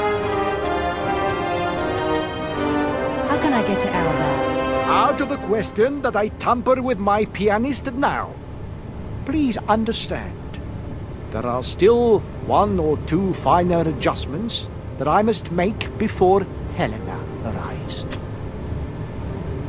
From my research, Helena Romansky is living in Arabad. Aralbad? Helena Romansky is in Aralbad. You know the town then? You know where it is? Of course. It was a famous spa resort. In its heyday, Aralbad welcomed all the big wigs of the regime. To be granted a stay there was a real honor. Today, the honor has gone, along with all the generals and colonels, all washed away with the sea. It sounds like a good place if you need to take it easy or convalesce. I think Madame Romansky would be happier here. I think she'll prefer the peace and quiet here, the perfect tranquility of our little town.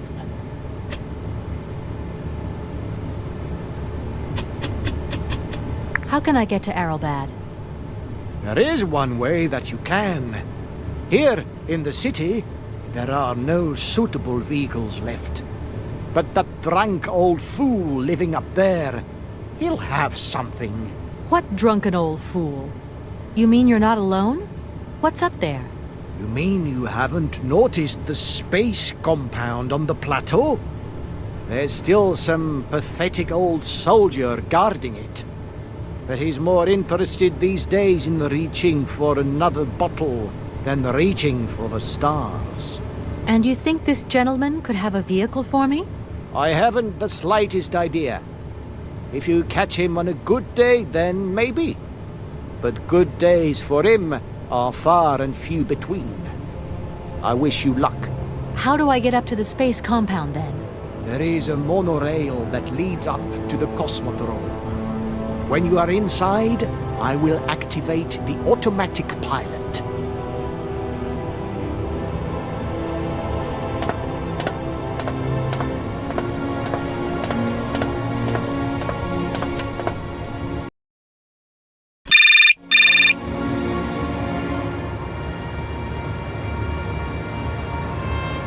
Yes? Kate, can you hear me this time? Yes, I can hear you just perfectly, Dan, but I can't talk to you now. I'm in a real hurry. I wanted to say sorry. I know I wasn't very understanding last time. I've been feeling a bit bad about it. Okay, you're a real sweetheart, but I've got to leave you now. I'm not angry with you, so don't worry. I've just got to catch up to someone, and quick. But Kate, this is really important. I'll call you back, Dan. I'm sorry.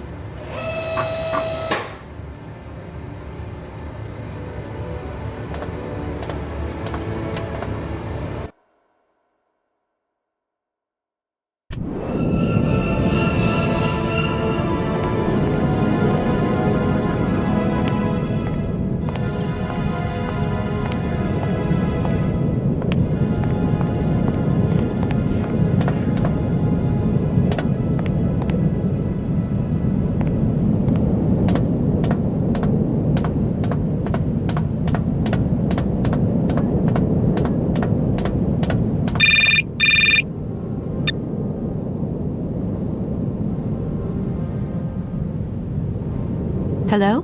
Kate! Oh, that you? How are you? Olivia, great, just the right person. Look, have you heard of Helena Romansky? No. Is she some Russian fashion designer? No, she's a singer. I'm going to be meeting her soon. I've just got to find a way of reaching Arlbad. Can you imagine how lucky I am? Not really. Well, what relation's this singer got with the toy case? You sure you know what you're up to, Kate? You sound really different, like you're changing or something. Look, it's like this. If I'm going to get to the end of my journey, I've got to link up this singer and the director of the Comkausgrad Industrial City. Don't worry, I know exactly what I'm doing. Why did you say that I've changed? I don't know, just an impression. You sound more sure of yourself, like stronger, more confident. And that's a problem? There you go. Just takes one word and you're up on your high horse. I'm beginning to see Dan's point of view. It's getting harder and harder to back you up all the time. What does that mean? Well, it means that I had a drink or two with Dan, because he wants to talk. He feels a bit lonely, you see? And what's he been telling you? Nothing. He just has the impression you're slipping away from him. He can't see where you're coming from anymore. Like, we went to the movies the other day, and he said that you would have loved the film, but I told him that... You mean you're dating my fiancé? No! No, not dating, Kate. Just propping him up while you're away. All in a good cause. I can keep an eye on him for you at the same time. What would I do without you? Oh, you're jealous. Well, that's a good sign. That means you want him. Now, that he'll be pleased to hear. You seeing each other again soon? Tomorrow night. He invited me to dinner at the Goldbergs. You don't mind, do you, Kate? No worries. Look, I've got to go, Olivia. Take care.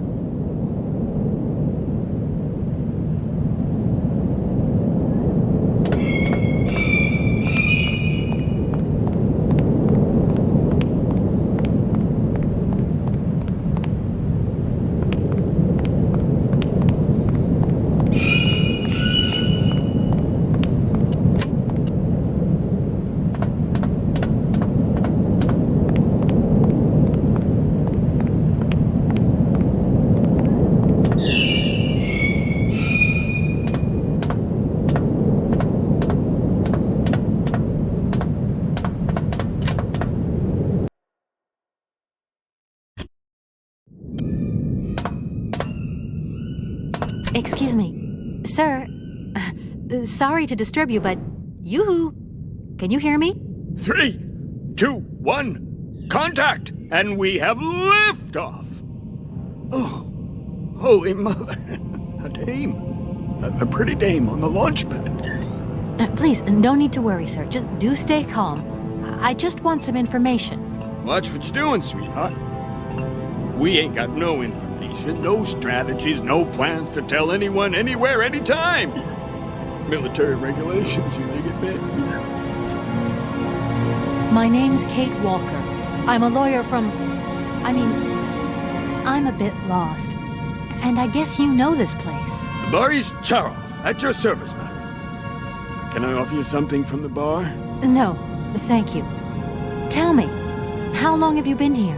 For as long as it took for you to come along, sweet pea. Don't think I've been lonely.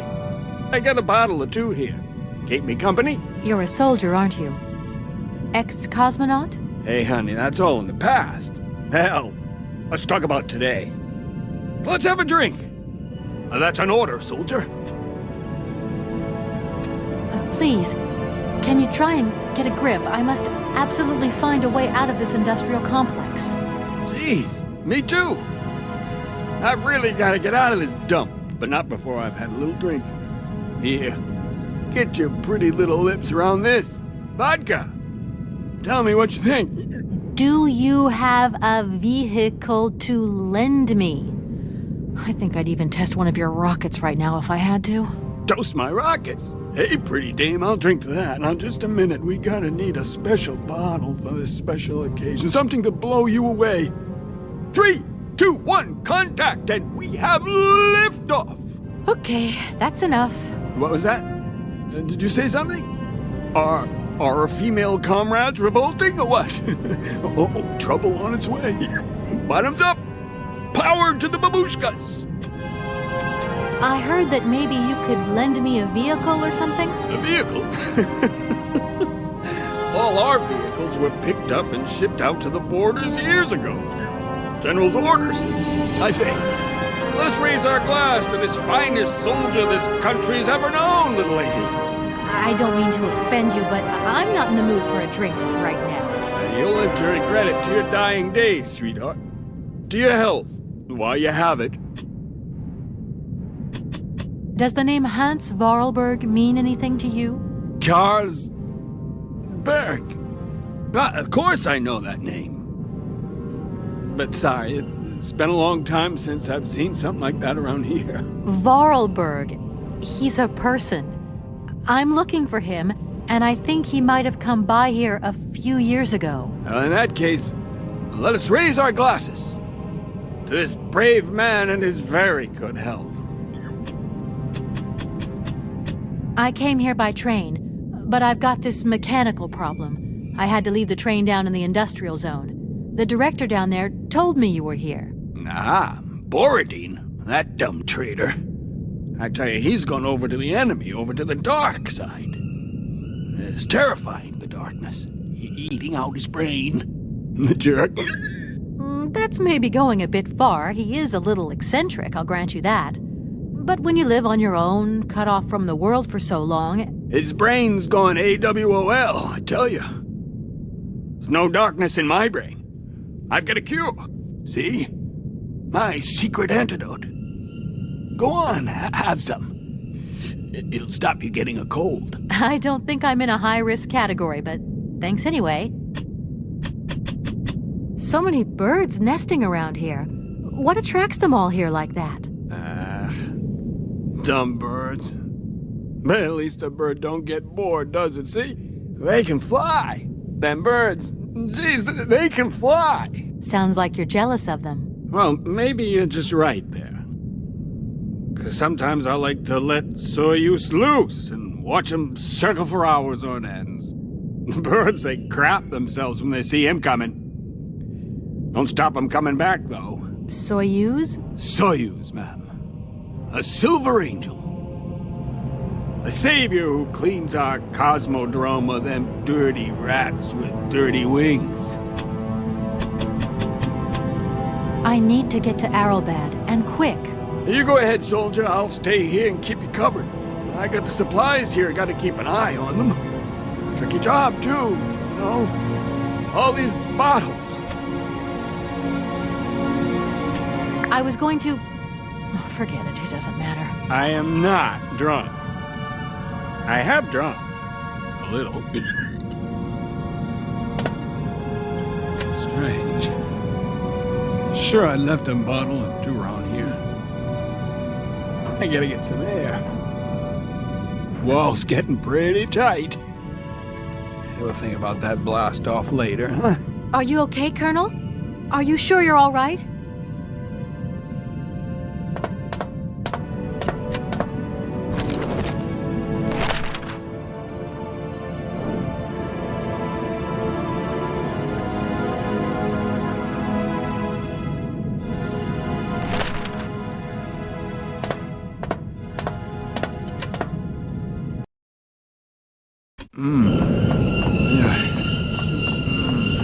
Be careful!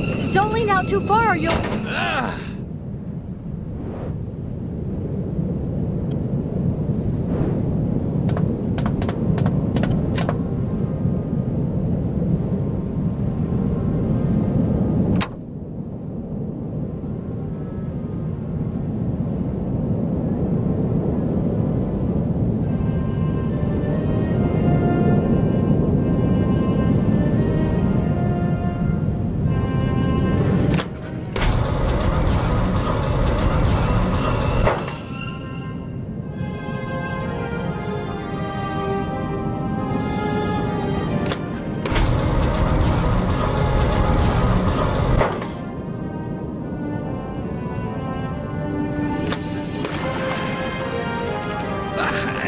What's happening?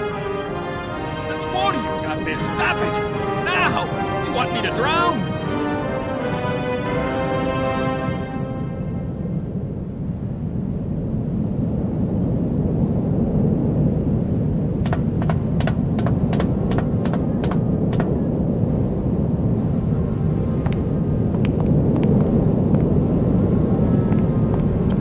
calm down. It's all right. Just a little wake-up call, that's all. You must have had quite a bit to drink. Gee, you're right there. Not the first time, either. Probably won't be the last. Man, my head. Please, could you whisper? Please, do excuse me. But it was the only way I could think of to bring you back to your senses. A little extreme, maybe. But I get the impression you're a lady who likes to see results. Sir? Sir? My head. Oh, my poor head. I need some quiet. Please, can I have some quiet? Does Arrowbad mean anything to you? Arrowbad. It's been a long time since I heard that name. It's a spa resort, ma'am. Top brass of the regime would go there. As well as convalescing soldiers, tired politicians, profiteers and racketers, the whole caboodle. They'd go live it up, all expenses paid. One privilege I never got. Just 2 steps away from becoming the nation's hero, and no free holiday for me. And where exactly is this place? Further east. We never had to know where exactly. The airship was programmed to take vacationers there. From here. Thank you so much for helping me. I'm sorry to have woken you up like that. It's been great talking to you, ma'am. I think I'll take 40 wings right now.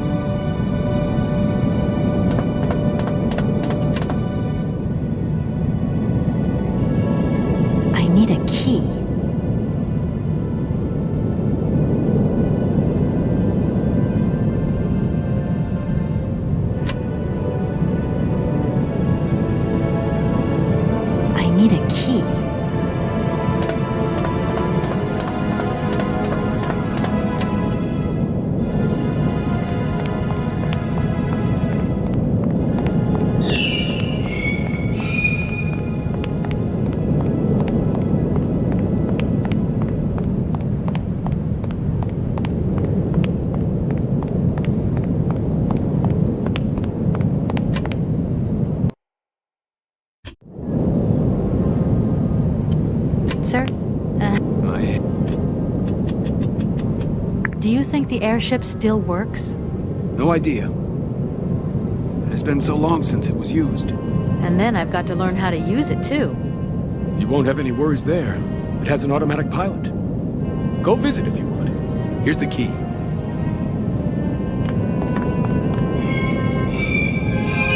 Thanks.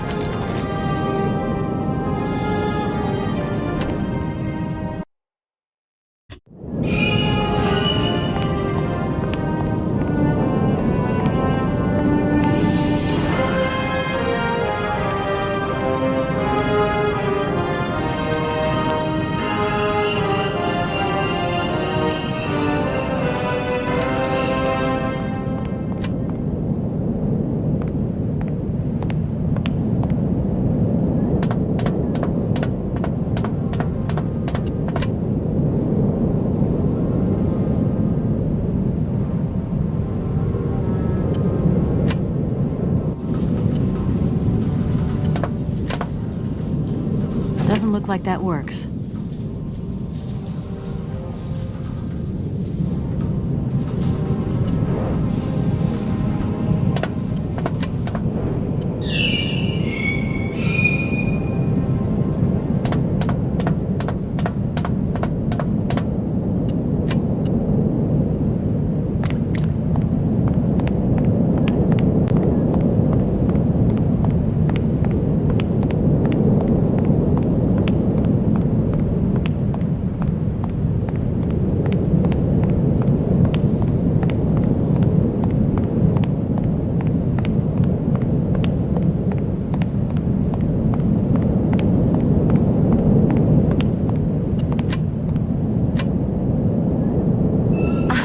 There you are.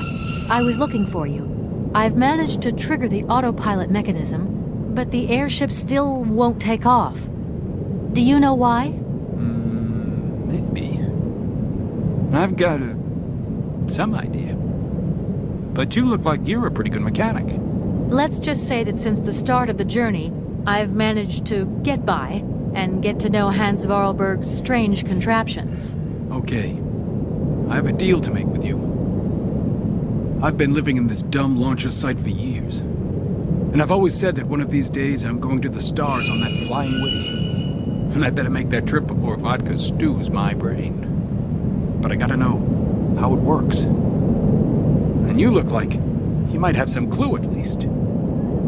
If you could help me get to the stars, I'll tell you how the airship works. What do you say? We got a deal? Why not? I'll see what I can do for you.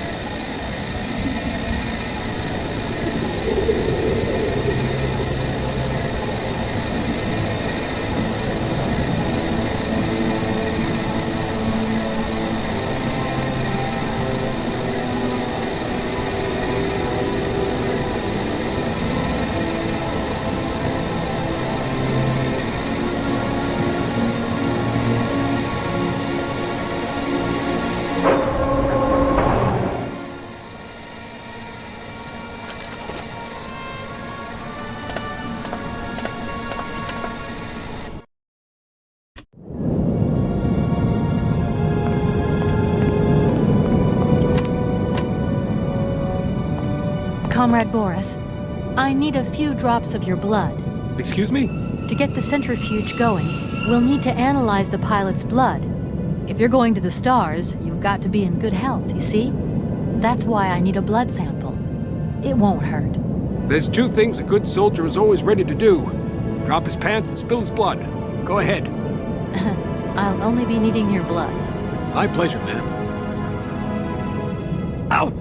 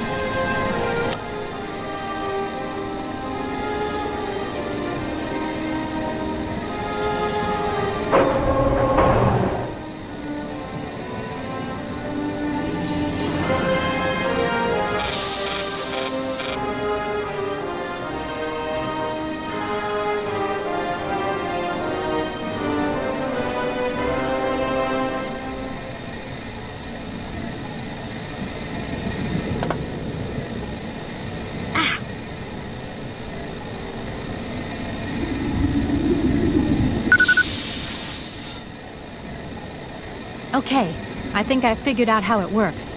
Get settled in and let's go. Colonel,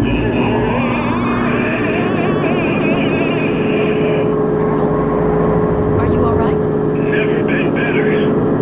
It's spinning a bit, but I am used to that. I'm a professional pilot.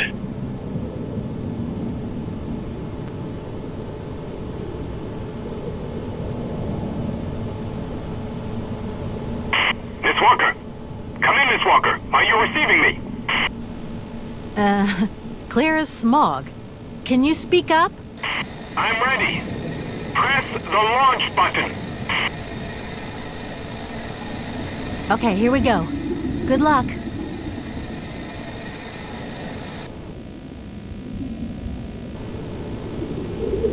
Takeoff procedure engaged. Countdown commencing. Colonel, you've forgotten to tell me the secret of the airship. What do I have to do? The airship will need to be right up.